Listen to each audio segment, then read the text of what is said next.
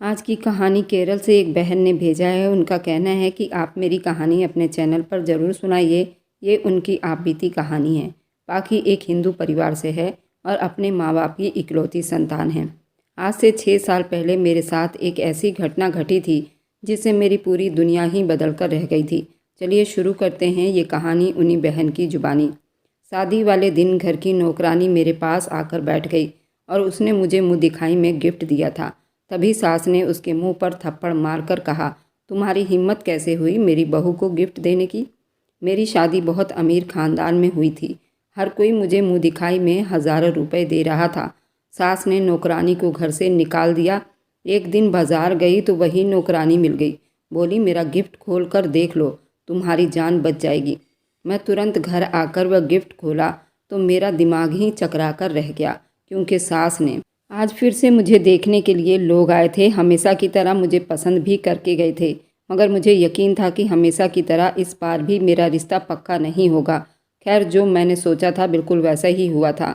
मेरी दादी ने शाम को लड़के वालों को फ़ोन करके माफ़ी मांग ली थी और ये बात मुझे बहुत परेशान कर रही थी। आखिर मेरी दादी मेरा रिश्ता क्यों नहीं होने दे रही थी। मुझे उनके प्यार पर किसी तरह का कोई शक नहीं था, क्योंकि मम्मी के मरने के बाद दादी ही थी जिन्होंने मुझे माँ का प्यार दिया था। मेरी दोस्त थी, अक्सर वो मेरी गमों को पढ़ लिया करती थी। वो मेरी माँ के बराबर थी। मुझे उनसे बहुत प्यार था, इसलिए मैंने कभी दादी पर शक नहीं किया।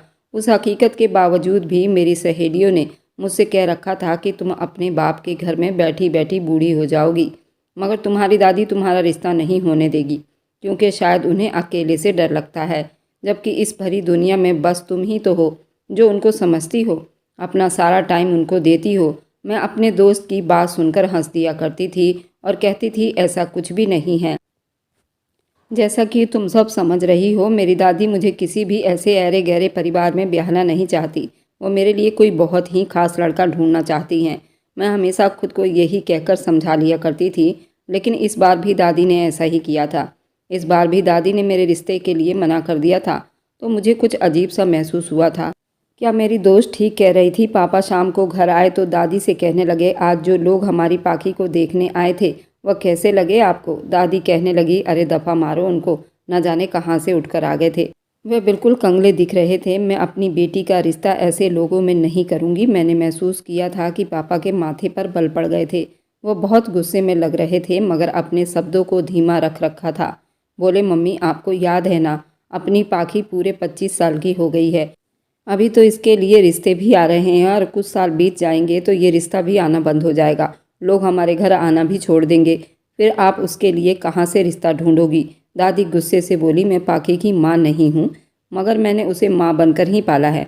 मैंने तुम्हें बता दिया है, दुनिया इधर की उधर हो जाए, मैं उसकी शादी वहीं करूँगी जहाँ मेरा दिल मानेगा। मैं उसे तुम्हारे एक्सपीरियंस की भेंट नहीं चढ़ने दूंगी।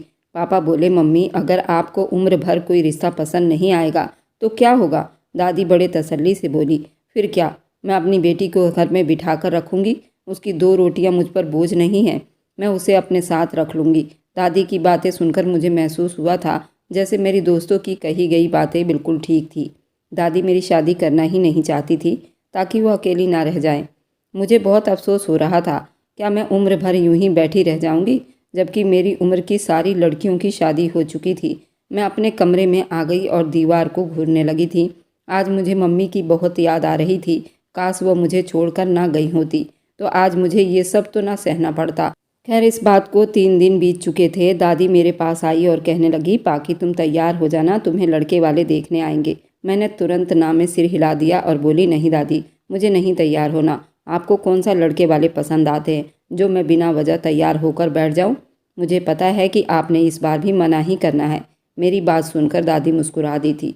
वह कहने लगी, हो सकता है ये लोग बिल्कुल वैसे ही हो जैसे मैं तुम्हारे लिए चाहती हूँ, इसलिए तैयार हो जाओ और मेरी तरफ से दिल में कोई बुराई मत डालो। मैं चुप कर गई थी। मुझे यकीन था इस बार भी दादी मना कर देंगी, मगर फिर भी उनकी खुशी के खातिर मैं तैयार हो गई। उन लोगों के सामने चली गई थी। आज मुझे देखने के लिए 2 औरतें और एक आदमी आया था। दोनों औरतें मुझे देखकर बहुत खुश हुई थी। कहने लगी कि हमें तो पाखी बहुत अच्छी लगी है। एक ने तो जल्दी से अपने पर्स में से 10,000 रुपये निकाले और मेरे हाथ पर रख दिए। मैं इतनी जल्दीबाजी में थोड़ा सा परेशान हो गई थी। मैंने दादी के तरफ सवालिया नज़रों से देखा था। उनके चेहरे पर मुस्कुराहट आ गई थी और उन्होंने मुझे वो पैसे रख लेने का इशारा किया था। मैं वो पैसे थाम कर किचन में आ गई थी। मेरी दिल की धड़कनें बहुत तेज़ हो चुकी थी। क्या दादी ने मेरे लिए ये रिश्ता पसंद कर लिया था? मुझे खुशी तो हो रही थी, मगर मैं अभी दादी पर विश्वास नहीं कर सकती थी, क्योंकि वह किसी भी पल अपना फैसला बदल सकती थी। वह सभी वापस चले गए थे। पापा जब शाम के टाइम घर वापस आए तो दादी ने उन्हें गले से लगा लिया और बोली, बहुत बहुत बधाई हो बेटा केशव, मैंने पाखी के लिए लड़का पसंद कर लिया है। पापा ने मेरी तरफ मुस्कुराकर देखा था, फिर कहने लगे, अच्छा मम्मी, ये तो बताइए उन लोगों में ऐसी भी क्या बात थी जो आपको भा गई? दादी कहने लगी, वे लोग हमारे शहर के बहुत अमीर लोग हैं। पापा के चेहरे के रंग बिल्कुल बदल गए थे। उनकी आंखों में हैरानी थी। वह बड़ी आश्चर्य से बोले, मम्मी, मगर ये सब? दादी ने पापा के मुंह पर हाथ रख दिया था। वह कहने लगे, मुझे मालूम है कि मुझे क्या करना है। मुझे भरोसा था एक दिन मेरी बच्ची के लिए बहुत अच्छा रिश्ता आएगा, और देख लो मेरे भगवान ने सुन ली है। पापा ने नाम में सिर हिला दिया और बोले, नहीं मम्मी, मैं बिल्कुल भी अपनी बेटी की शादी अमीरों में नहीं करूँगा। हमारा कोई जोड़ नहीं बनता उनके साथ। रिश्तों में हमेशा औरतों को ही बर्दाश्त करना पड़ता है। मैंने अपनी बेटी को इतने नाजों से पाला है, इसलिए नहीं कि वह लोगों की बातें सुनती रहे। दादी कहने लगी, बस बस केशव, अब तुम बिल्कुल चुप ही रहोगे। मैंने पाखी का रिश्ता तय कर दिया है। बस मैंने उसे माँ बनकर पाला है। मेरा इतना तो हक बनता है ना। पापा चुप कर गए थे, मगर उनके चेहरे पर मायूसी मुझे साफ दिखाई दे रही थी। किसी भी तरह इस रिश्ते के लिए तैयार नहीं थे। मैं अब ये सोचकर हैरान हो रही थी, क्या दादी ने मेरा रिश्ता सिर्फ इसलिए कर दिया था कि वो बहुत अमीर थे? मेरी दादी तो बहुत साधारण औरत थी और सादगी को पसंद करती थी। हमेशा गरीबी में ज़िंदगी बिताई थी, मगर होठों पर कभी शिकायत नहीं लाया था। सारी ज़िंदगी भगवान के पूजा पाठ में निकाल दिया था। उनका धन्यवाद करती रहती थी। मेरी बारी में उन्होंने हर वह रिश्ता ठुकरा दिया था जो हमारे हैसियत के हिसाब से बराबर थे।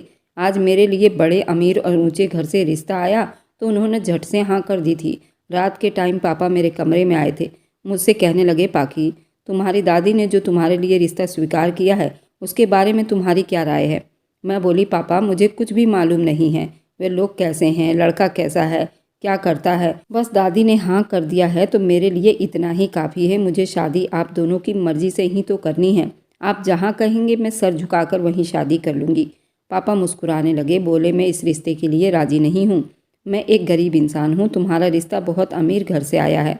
मैं तो सारी उम्र भी मेहनत करता रहूँ, तब भी इन लोगों के शान में दहेज इकट्ठा नहीं कर पाऊँगा। उन लोगों का इस शहर में एक नाम है, उन लोगों के होठों पर उनकी एक पहचान है।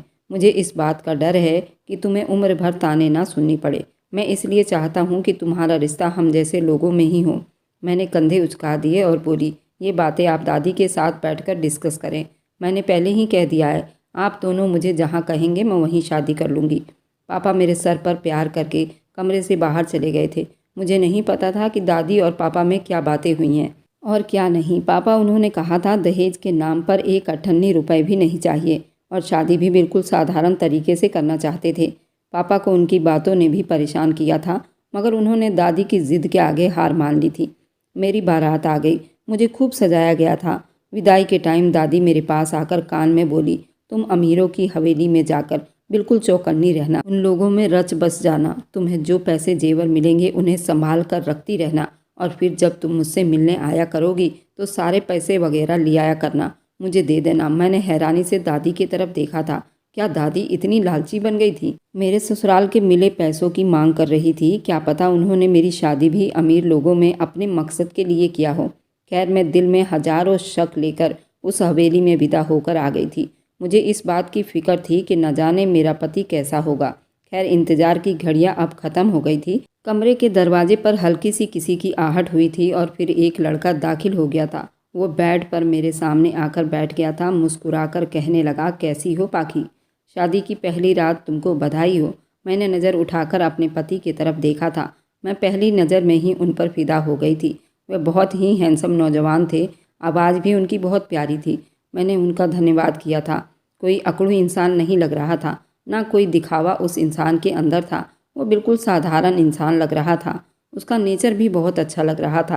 कहने लगा कि पाखी, हमारी हवेली में तुम्हें अलग अलग तरह की चैलेंज का सामना करना होगा, मगर मैं तुमसे वादा करता हूँ हमेशा तुम्हारा साथ दूंगा। मुझे इस बात की खुशी थी। मेरा जीवन साथी बहुत अच्छा इंसान था। अगली सुबह मैं बन ठन कर कमरे से बाहर आ गई थी। सब मुझ पर वारी जा रहे थे। सारे घर के बड़े बूढ़े मेरी नज़र उतार रहे थे। ये हवेली लोगों से भरा पड़ा था। मुझे जो भी देखता वो सभी मुझे कई हज़ार रुपए थमा देते। मैंने विनय से इस बारे में पूछा तो कहने लगा, ये हमारा रिवाज है। नई नई दुल्हन को हर कोई मुँह दिखाई और तोहफा देता ही रहता है। मैं वह सारे पैसे अपने पर्स में रखती जा रही थी। तब मुझे दादी की बात याद आई थी। ये पैसे मुझे उनको देना था। मुझे अजीब महसूस हो रहा था कि मैं इतना ज़्यादा पैसे उन्हें कैसे दे सकती थी। अगर विनय या उसके घर वालों ने इस बारे में मुझसे पूछ लिया तो मैं उन्हें क्या जवाब दूंगी।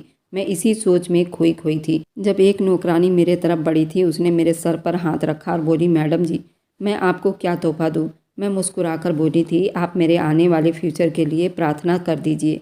उसने हाथ उठाकर मेरे सर पर हाथ रख दिए और बोली, मैं तुम्हारे लिए भगवान से बहुत प्रार्थना करती हूँ। तभी घर की सारी नौकरानी भी वहीं पर आ गई थी। सब की सब एक लाइन में खड़ी हो गई थी, एक एक आगे बढ़ रही थी और मुझे अपनी हैसियत के हिसाब से कुछ न कुछ तोहफा दे रही थी। मैंने अपनी सास की तरफ देखा था, क्या मुझे घर की नौकरानियों से भी कुछ लेना चाहिए या नहीं। मेरी सास ने मुझे भेंट लेने का इशारा कर दिया था।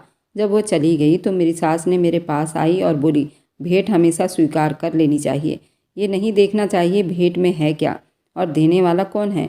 तुमने ये भेंट लेकर बहुत अच्छा किया। इस तरह उन लोगों का दिल भी रह गया होगा। घर की मालकिन हमारा भेंट स्वीकार कर लेगी।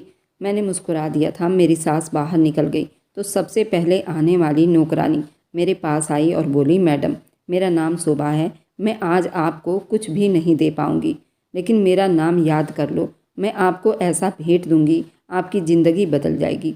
मैं शोभा का हाथ थाम लिया और बोली, आप मेरे लिए आशीर्वाद दे दीजिए, वही काफ़ी है। बिना वजह खुद को परेशान न करना। मैं इतना कहकर अपने पति से बात करने लगी। इस हवेली में बहुत से लोग थे। मेरे सास ससुर, उनके दो भाई, उनके बच्चे, सब के सब मुझे बहुत प्यार कर रहे थे। बहू बहू कहकर नहीं थक रहे थे। मेरा पति भी बहुत अच्छा था। एक दिन शोभा सफाई के बहाने मेरे कमरे में आई और बोली, मैडम जी, अगर आपकी सास या पति आपसे कहें कि आ जाओ, हम तुम्हें इस हवेली का बेसमेंट दिखाएंगे, तो उनकी बात बिल्कुल भी मत मानना। उनके साथ जाने की गलती मत करना। मैंने सवालिया नज़रों से शोभा की तरफ देखा था, मगर वह मेरे सवाल से बचने के लिए जल्दी से कमरे से बाहर निकल गई थी। जब मैं हक्का बक्का रह गई थी, वह आखिर ऐसा क्यों कहकर गई थी। मेरे दिल में ढेरों सवाल पैदा हो गए थे। मैंने सोच लिया था कि शोभा से पूछकर रहूँगी कि उसने ऐसा क्यों कहा था। थोड़ी देर के बाद ही कमरे में मेरा पति आ गया था। वह बोला, तुम इतनी परेशान सी क्यों दिखाई दे रही हो। मैंने ना में सिर हिला दिया और बोली, ऐसी कोई बात नहीं है। मैं नहीं चाहती थी कि विनय को पता चले मुझे शोभा ने ऐसी कोई बात कही है। खैर, मैं सारा दिन शोभा से बात करने का मौका ढूंढती रही, मगर वो मुझे अकेली नहीं मिल रही थी। कभी किचन में दूसरी नौकरानी के साथ मिलकर काम कर रही थी, तो कभी आंगन में घर के मालिकों के सामने साफ सफाई कर रही थी। रात के 10 बज गए थे। मैं मौका तलाश कर रही थी, मगर जब नाकाम हो गई तो मैं सोने के लिए अपने कमरे में चली गई थी। मगर मैंने ये इरादा कर लिया था, सुबह होकर मैं किसी भी हाल में शोभा को अपने कमरे में बुलाऊंगी और उससे ये बात पूछूंगी, उसने मुझे ये सब क्यों कहा था। सुबह जब मैं और विनय नाश्ते के लिए कमरे से निकले तो शोभा आंगन में ही खड़ी थी। मैं जल्दी से आगे बढ़ी और बोली, शोभा, तुम मेरे कमरे की सफाई करने आ जाना। मैं नाश्ते से फ्री हो जाऊं तो फिर तुमसे सफाई करवाऊंगी। उसने हाँ में सिर हिला दिया था। हम सब ने बड़े खुशी के माहौल में नाश्ता किया था। मैं उठकर अपने कमरे में जाने लगी तो मेरी सास बोली, पाखी, टेबल पर जितने भी बर्तन पड़े हैं सब के सब उठाकर किचन में रख दो। मैं बड़ी बेयकीनी से अपनी सास की तरफ देख रही थी। वो कहने लगी, इस तरह क्यों देख रही हो। अभी तो मैंने तुमसे ये नहीं कह दिया कि बर्तन भी धोकर रख देना। अभी कुछ दिन आराम कर लो, फिर तुम्हें खुद को अच्छी बहू भी तो साबित करना है। विनय जल्दी से बोल पड़ा। वह कहने लगा, मम्मी, मैंने कभी दूसरी भाभियों को तो घर के काम करते हुए नहीं देखा, फिर मेरी पत्नी को क्यों आप रसोई में काम करने के लिए भेज रही हो। सास के चेहरे पर थोड़ा गुस्सा वाला मुस्कुराहट आ गया था। वो कहने लगी, तुम्हारी भाभियाँ बहुत अच्छे घरों से आई हैं, जबकि तुम अच्छी तरह से जानते हो कि तुम्हारी पत्नी का बैकग्राउंड कैसा है। ऐसी लड़कियों को काम करने की आदत होती है, काम ना हो तो बोर हो जाती हैं और फिर टाइम पास के लिए घर में फूट डलवाती हैं। मैंने बड़ी बेयकीनी से अपनी सास की तरफ देखा था। मुझे उनसे ऐसी बातों की बिल्कुल भी उम्मीद नहीं थी। उन्होंने घर में सबके सामने मेरी बेइज्जती करके रख दिया था। मैंने बड़ी मुश्किल से अपने आंसुओं को रोका था और टेबल से बर्तन उठाकर किचन में रखने चली गई थी। मैं उस काम से फ्री हुई तो अपने कमरे में जाकर छुपकर बैठ गई थी। थोड़ी देर के बाद ही वहाँ पर शोभा भी आ गई थी। उसके हाथ में एक लिफाफा था। उसने ये लिफाफा मुझे थमा दिया था और बोली, बेटी, मैंने आपसे कहा था ना कि आपके मुंह दिखाई का भेंट ज़रूर दूंगी। ये रहा मेरी तरफ से तुम्हारी मुंह दिखाई का भेंट। अभी मैं इस लिफाफे को उलट पुलट कर देख रही थी कि मेरे कमरे का दरवाज़ा खुला था। मेरी सास हड़बड़ाई हुई मेरे कमरे में आ गई थी। जब उसने मेरे हाथ में शोभा का दिया हुआ लिफाफा देखा तो वह डर से चीख पड़ी और वह लिफाफा लेकर बोली, ये पैसे मैं गरीबों में बांट दूंगी। शोभा की तरफ देखकर पूछा, इस लिफाफे में पैसे ही हैं ना? शोभा बड़ी डरी हुई थी। वह बोली, मैडम जी, पैसे ही हैं। इतनी देर में विनय भी कमरे में आ गया था। मेरी सास ने जल्दी से मेरे पति को इशारा किया तो वह जल्दी से मुझे कमरे से बाहर ले गया था। ये सब इतनी जल्दी में हुआ था कि मैं कुछ समझ ही नहीं पाई थी। अगले दिन वह नौकरानी गायब हो गई थी। मेरी सास ने ये बात दोपहर के खाने के बाद बताई थी कि शोभा कुछ दिन की छुट्टी पर अपने माँ बाप के घर गई है, इसलिए तब तक उसकी सारी ड्यूटी मेरी बहू संभालेगी। मैंने बड़ी सख्त निगाहों से अपनी सास की तरफ देखा था। दिल में सोचा कि शोभा को अभी ही जाना था अपने घर। मुझ पर घर के इतने काम आन पड़े थे। मैंने शोभा के इस तरह अचानक गायब हो जाने को भी नज़रअंदाज कर दिया था। मैं अब बहुत ज़्यादा उदास रहने लगी थी। घर की दूसरी बहुएं तो उठकर पानी तक नहीं पीती थी, जबकि मुझे नौकरानी के साथ किचन में काम करना पड़ता था। मुझे तो इतना काम करने की आदत भी नहीं थी। दादी ने मुझे महारानी बनाकर रखा हुआ था। अब मुझे दादी पर बहुत गुस्सा आ रहा था। उन्होंने मेरे साथ ऐसा क्यों किया था? मेरी शादी ऐसे घर में करवा दी थी जिनकी हैसियत हमसे 1000 गुना ज़्यादा थी। अगर मेरी शादी अपने जैसे ही लोगों में करवाई होती तो मुझे ये सब कुछ ना सहना पड़ता। यही बातें सोचकर मेरी आंखों में आंसू आ गए थे। इतनी देर में विनय भी कमरे में आ गया था। वह मेरा उदास चेहरा देखकर थोड़ा सोच में पड़ गया था। वह कहने लगा, मैं जानता हूँ तुम पर बहुत बोझ आन पड़ी है। तुम इन सारी समस्याओं से नाखुश हो। मैंने मम्मी से बात की थी। वह कहने लगी कि मैं अपनी बहू को इस घर की रानी बनाकर रखूँगी। बस मुझे कुछ दिन उसकी परीक्षाएं ले लेने दो। तुम मेरी माँ के इकलौते बेटे की पत्नी हो। वह तुम्हारे साथ इस तरह का व्यवहार नहीं करेंगी। वह ये सब जानबूझकर कर रही हैं ताकि देख सकें तुम कितनी हिम्मत वाली लड़की हो। मैं विनय की बातों पर यकीन तो नहीं कर रही थी, मगर फिर भी उसकी तसल्ली के लिए मैंने थोड़ा सा मुस्कुरा दिया था। यूँ मुझे घर के कामों में बिजी 2 हफ्ते बीत गए थे। मुझे कुछ खबर नहीं होती थी। एक दिन विनय ने मेरा हाथ पकड़कर मुझे शीशे के सामने ले जाकर खड़ा कर दिया था। वह बोला, देखो तो, क्या तुम इस लड़की को पहचानती हो? ये वही है जिसके साथ मैंने शादी की थी। ये बिखरे हुए बाल, आंखों के सामने इतने काले रंग के धब्बे, और तुमने अपना क्या हुलिया बना रखा है। मैं बोली, विनय, मुझ पर मेरी हिम्मत से ज़्यादा बोझ डाल दिया गया है। मैं क्या करूं? विनय बोला, आज तुम घर के किसी काम को हाथ नहीं लगाओगी। तुम्हारा सारा टाइम मेरा होगा। मैं तुम्हें अपने साथ बाहर ले जाऊंगा, घुमाऊंगा, फिराऊंगा। फिर मैंने हंस दिया था और कहा, क्या इसके लिए तुम्हारी मम्मी तुम्हें परमिशन दे देंगी? पर विनय सच में मुझे अपने साथ बाहर ले गया था। उसने मुझे एक बहुत ही अच्छी सी जगह से खाना खिलाया था। फिर मुझे शॉपिंग के लिए भी लेकर गया था। मैंने कपड़े खरीदने के लिए एक दुकान पर चली गई तो विनय बोला कि तुम इधर ही बैठो, मैं तुम्हारे लिए जूस लेकर आता हूँ। मैंने हाँ में सिर हिला दिया था। मैं कपड़े देख रही थी जब मुझे किसी ने बाजू से हिलाया था। मेरे तो पैरों तले से ज़मीन निकल गई थी। जल्दी से मुड़कर देखा तो वहाँ पर वही नौकरानी शोभा खड़ी थी। मुझे बोली, किसी भी तरह वह लिफाफा खोल कर देख लो, तुम्हारी जान बच जाएगी। इतना कहकर वह भीड़ को चीरती हुई आगे बढ़ गई थी। मैं हक्का बक्का बैठी रह गई थी। शोभा तो इसी शहर में थी। फिर मेरी सास ने झूठ क्यों बोला था मुझसे, और शोभा बार बार मुझे क्यों बता रही थी कि मेरी जान को खतरा है? जरूर कुछ और ही बात थी। मैंने सोच लिया था वह लिफाफा किसी भी हाल में मैं ढूंढ कर रहूँगी। जैसे ही विनय जूस लेकर आया, मैंने उसे घर चलने के लिए कह दिया।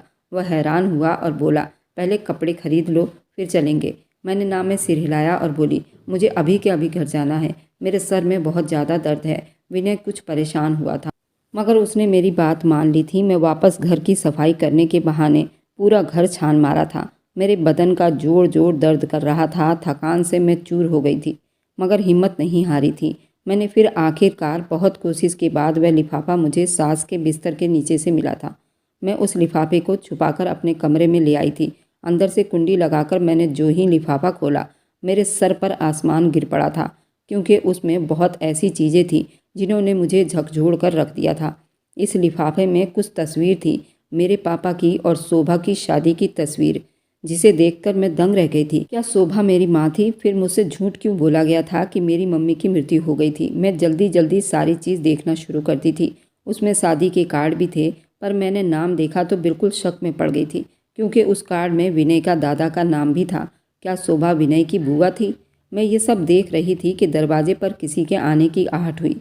मैंने सारी चीज़ छुपा दी थी और दरवाज़ा खोल दिया तो सामने विनय खड़ा था। वो मेरे चेहरे की तरफ देखकर बोला, तुम इतनी घबराई हुई क्यों हो? मैं बोली, क्योंकि मैं तुम लोगों की हकीकत जान गई हूँ। विनय बोला, कैसी हकीकत? मैं बोली, तुम लोगों ने अपनी बुआ शोभा को घर की नौकरानी बनाया हुआ है। शर्म नहीं आती है क्या तुम लोगों को? विनय फटी फटी निगाहों से मेरी तरफ देखने लगा था। बोला, तुम कैसी बहकी बहकी बातें कर रही हो? तुम्हारा दिमाग तो ठीक है ना? मैंने सारे सबूत विनय के सामने रख दिए थे। उसके चेहरे की रौनक बदल चुकी थी। मैं बोली, अब जवाब दो, तुम इस बारे में क्या कहना चाहोगे? विनय बोला, मुझे इस बारे में कुछ भी पता नहीं है। मैं कसम खाकर कहता हूँ, मगर तुमसे वादा करता हूँ कि सारी हकीकत तुम्हारे सामने लाकर रख दूंगा।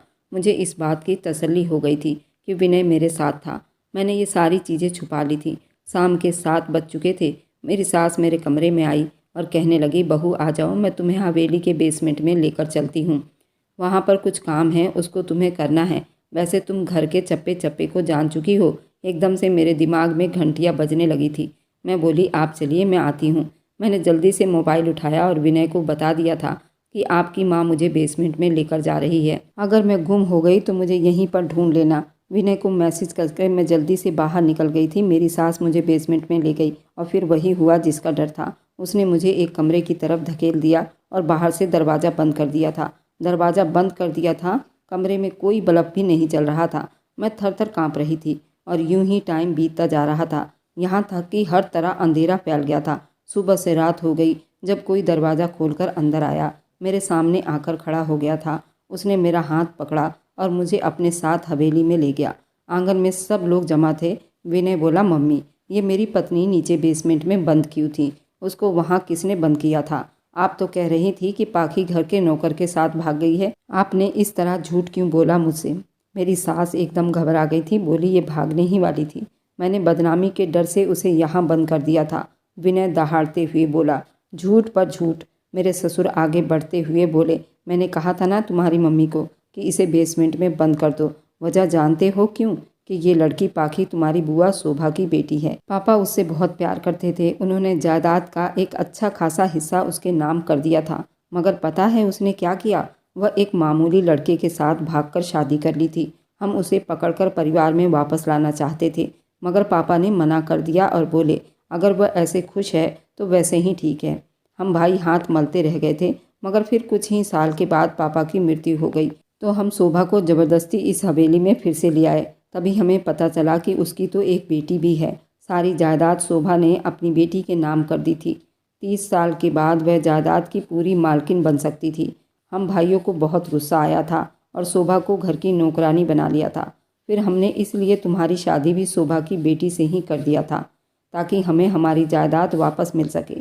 मगर तुम्हारी मम्मी ने महसूस किया था कि शोभा अपनी बेटी से सारी हकीकत बता देना चाहती थी, इसलिए उसे दूसरी हवेली भिजवा दिया गया था। पाखी को बेसमेंट में डाल दिया गया था ताकि जब वह 30 साल की हो जाएगी सारी जायदाद हथिया कर उसका सफाया कर दिया जाएगा। मैं तो ये बातें सुनकर कांप कर रह गई थी, जबकि विनय बोला, मुझे शर्म आती है आपको अपना माँ बाप कहते हुए। दौलत के लालच में इस तरह अंधे हो गए हो कि अपने रिश्तों का भी लिहाज नहीं किया और भाई बहन में ही शादी करवा दी। विनय के बाप आगे बढ़ा और बोला, साउथ के जितने भी हिंदू मिलेंगे वह इसी तरह के शादियां करते हैं, इसमें कोई बुराई नहीं है। और विनय ने मेरा हाथ पकड़कर मुझे हवेली से बाहर लाया था। उसने दूसरी हवेली से मेरी माँ को भी बुलवाया था और पापा के घर आ गए थे। पापा और मम्मी पूरे 25 साल के बाद एक दूसरे को देख रहे थे। दोनों फूट फूट कर रोने लगे थे। तब दादी बोली, अब समझ में आया कि मैं तुम्हारी बेटी के हर रिश्ते से मना क्यों कर रही थी, क्योंकि मुझे अपनी बहू को बचाना था और ये काम मेरी पाखी ही कर सकती थी। अब दादी को ये कौन बताता? बहू को ढूंढते ढूंढते अपनी पोती से भी हाथ धोने वाली थी। खैर, भगवान ने अपना काम किया और हम सब एक हो गए थे। विनय ने अपने माँ बाप से अलग होने की बात कर ली थी। विनय ने अपनी मेहनत से बनाए गए पैसों से एक फ्लैट ले लिया था। उसमें मुझे लेकर रहता था और वह अपने माँ बाप के पास भी घूमने जाया करता था मैं भी अपने माँ बाप से मिलकर आती थी, क्योंकि मेरी माँ भी अब अपने पति के साथ रह रही थी और अपनी सास की बहुत सेवा करती थी। अगर आपको आज की कहानी पसंद आई है तो वीडियो को ज़रूर लाइक कीजिएगा और अपने दोस्तों के साथ शेयर भी कीजिएगा। और हाँ, अगर आपने अभी तक हमारे चैनल को सब्सक्राइब नहीं किया है तो ज़रूर सब्सक्राइब कर लें। मिलते हैं हम अपनी कल की एक और नई दिलचस्प कहानी के साथ। मुझ पर सदा अपना प्यार और स्नेह बनाए रखें। सभी को मेरा प्यार भरा नमस्कार दोस्तों।